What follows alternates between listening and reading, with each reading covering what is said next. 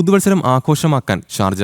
നിക്ഷേപ വികസന അതോറിറ്റിയും കൊമേഴ്സ് ആൻഡ് ടൂറിസം ഡെവലപ്മെന്റ് അതോറിറ്റിയും ചേർന്ന് വിവിധ വിനോദ കേന്ദ്രങ്ങളിലായി പ്രത്യേക കലാപരിപാടികളും ആഘോഷങ്ങളും സംഘടിപ്പിക്കും. സന്ദർശകർക്കും താമസക്കാർക്കും കാഴ്ചയുടെ ഉത്സവമൊരുക്കുന്ന പ്രത്യേക വെടിക്കെട്ടാണ് ഷാർജയിലെ ഇത്തവണത്തെ പുതുവത്സര ആഘോഷങ്ങളിൽ പ്രധാനം. Al Majaz water front, Al Heera beach, Khorfakkan beach എന്നിങ്ങനെ മൂന്നിടത്തായി 10 മിനിറ്റ് വീതം നീണ്ടു നിൽക്കുന്ന കരിമരുന്ന് പ്രയോഗങ്ങളാണ് ഇത്തവണ ഒരുക്കുന്നത്. സൗജന്യ പ്രവേശനമുള്ള ഇവിടങ്ങളിൽ രാത്രി 8 മണി തൊട്ട് വിവിധ കലാപരിപാടികളും അരങ്ങേറും.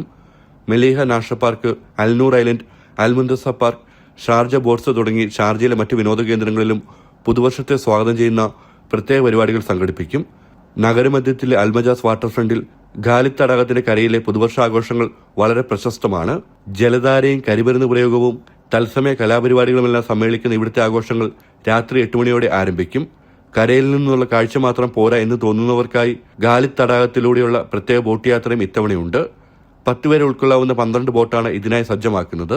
രാത്രി 11:30 തൊട്ട് 12:15 വരെ 45 മിനിറ്റ് ദൈർഘ്യമുള്ള ബോട്ട് യാത്രയിൽ ആകാശത്തെ വർണ്ണശബളമാക്കുന്ന കരിമരുന്ന് പ്രയോഗം അടുത്ത് കാണാം.